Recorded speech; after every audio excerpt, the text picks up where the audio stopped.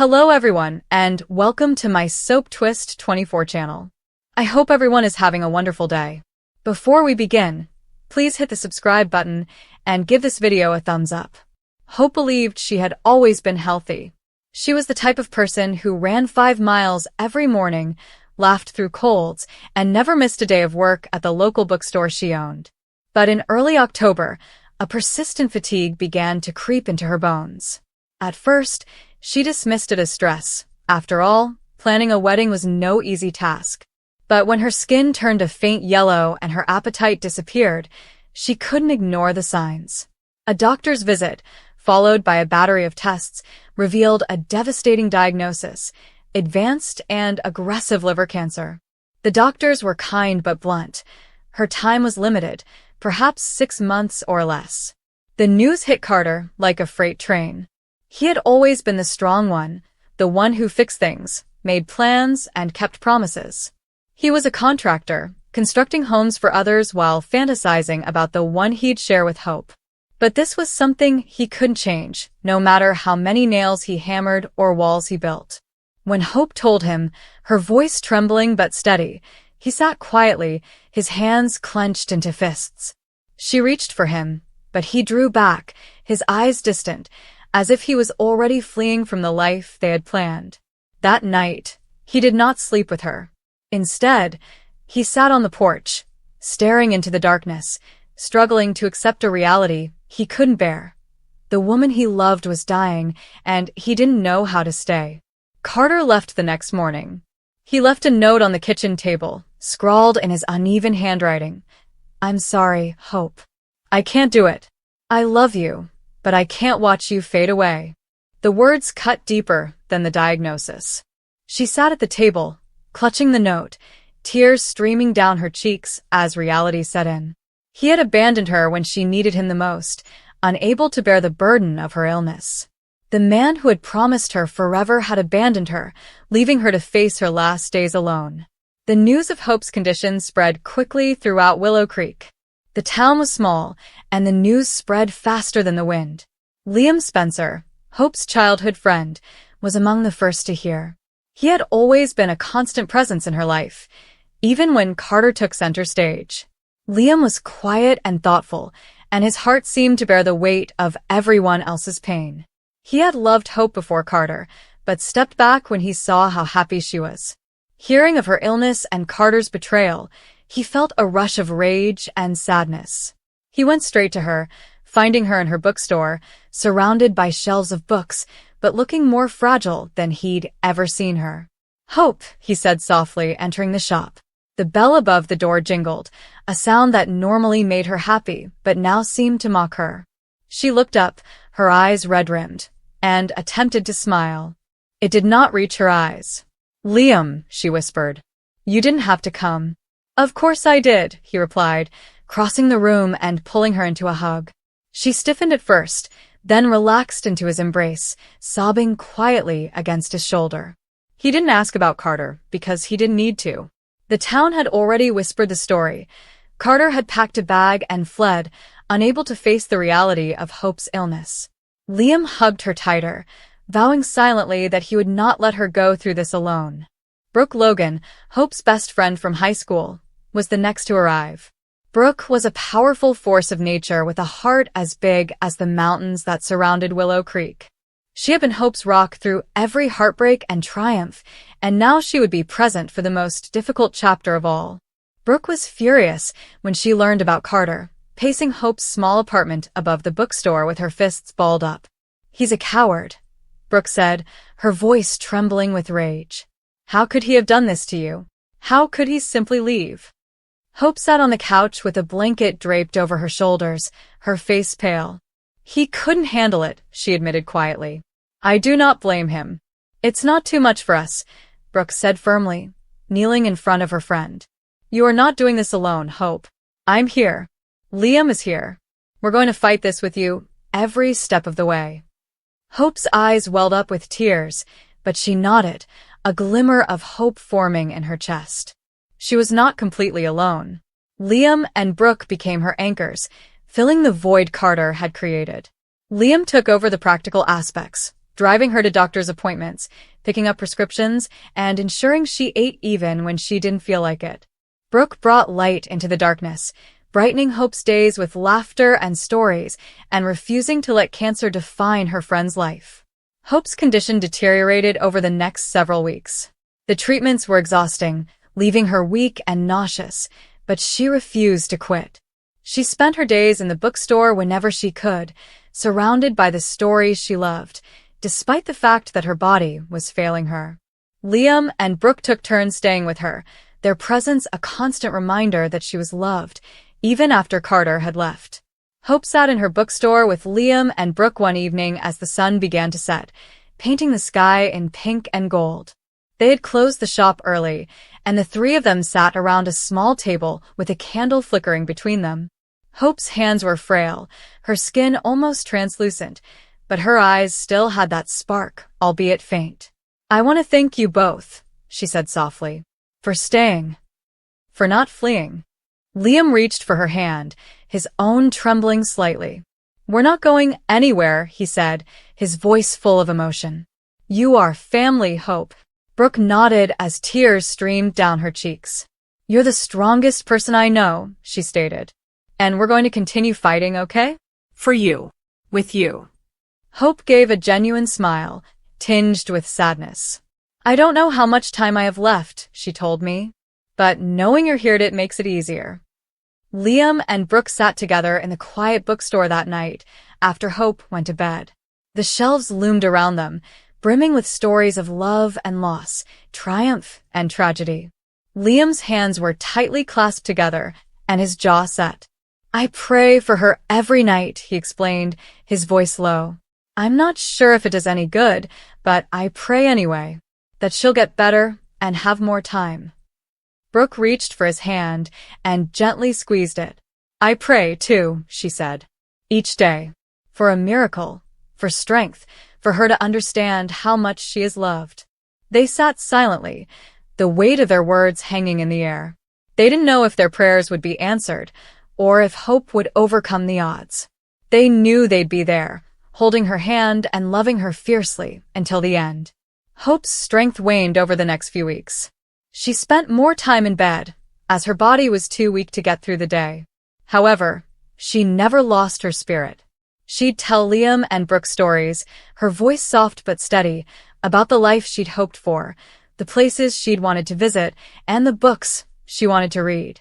They listened with broken hearts, but they smiled for her, laughed with her, and made her feel alive even though her body failed her. Hope awoke early one cold November morning, her breathing shallow but her eyes clear. She asked Liam and Brooke to take her to the lake, where she and Carter intended to marry. They wrapped her in blankets, drove her to the water's edge, and sat with her as the sun rose, casting a golden glow over the calm surface. Hope leaned against Liam, resting her head on his shoulder, as Brooke held her hand. "This is enough," Hope whispered, barely audible. "In this moment with you both. It's enough." They remained there until the sun was high in the sky, the three of them united by love and loss, prayers whispered in the dark and promises kept in the light. Hope closed her eyes and smiled, and the world seemed to stop breathing for a moment. Hope passed away peacefully, surrounded by those who had chosen to stay. Liam and Brooke were heartbroken, but they found comfort in knowing they had given her everything they could. They prayed for her again, not for a miracle, but for her peace, for her light to shine on in the stories she'd read and the town she'd called home. Carter has never returned to Willow Creek. Some claimed he couldn't face his guilt, while others said he had simply moved on. It didn't matter to Liam or Brooke, though. They had been present when it counted, and that was sufficient. When the bookstore was quiet and the lake was still, they felt her presence, a whisper of hope, a reminder that love can endure even in the face of loss. Carter once believed that his life was predetermined, a good job, a future wife, and the prospect of a family in the distance. He had grown up with a clear idea of what was supposed to happen: graduate from college, find steady work, get engaged, buy a house, and settle into the predictable rhythm of adulthood. And for a while, everything went according to plan. Hope was at the center of everything. She was the type of woman who carried brightness as if it lived beneath her skin, as if the world had put too much pressure on others and chosen her to hold a secret reservoir of light.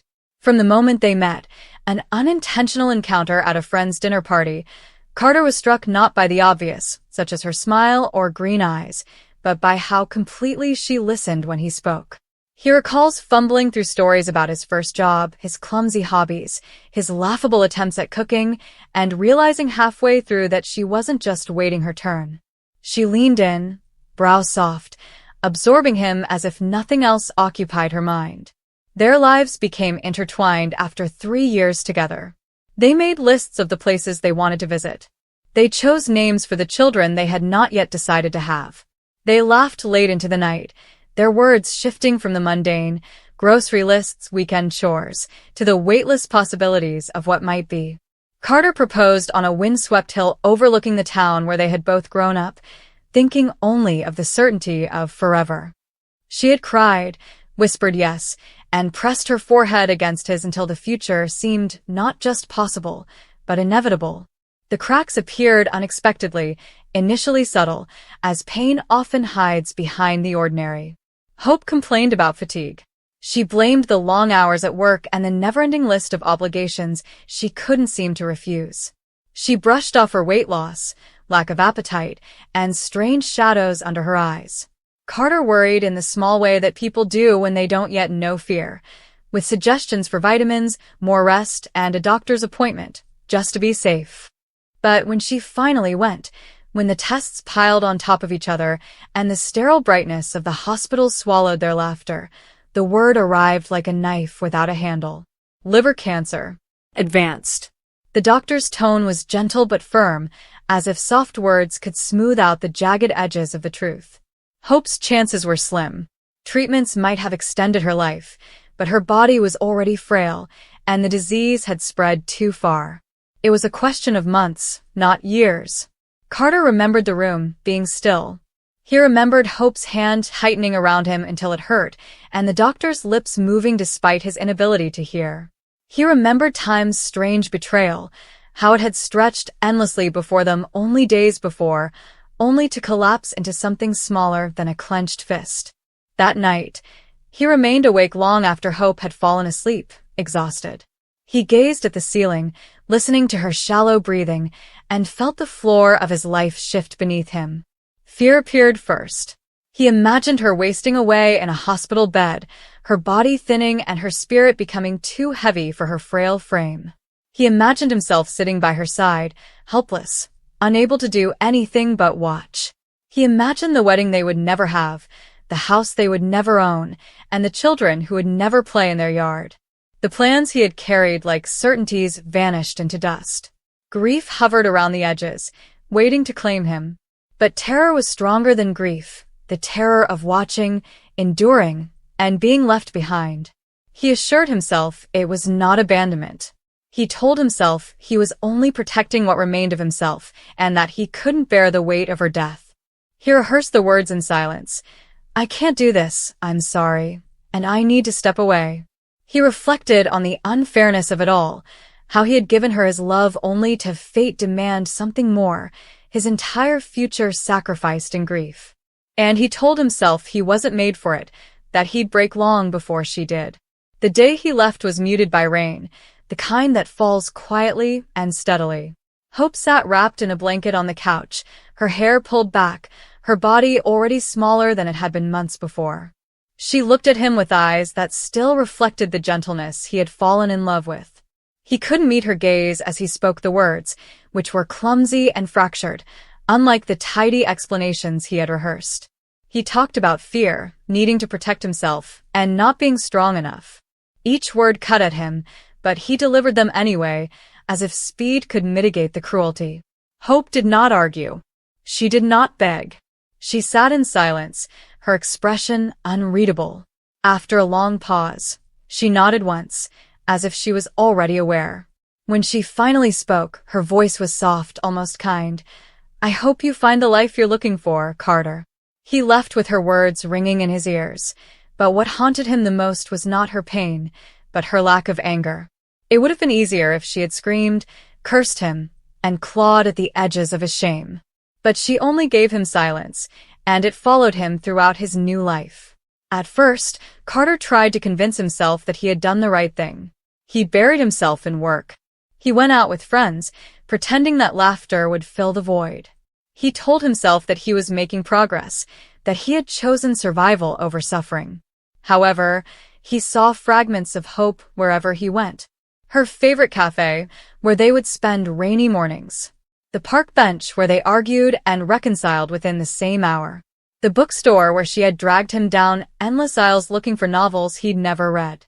He received news in pieces. A mutual friend mentioned that Hope was receiving treatment, but the prognosis was bleak.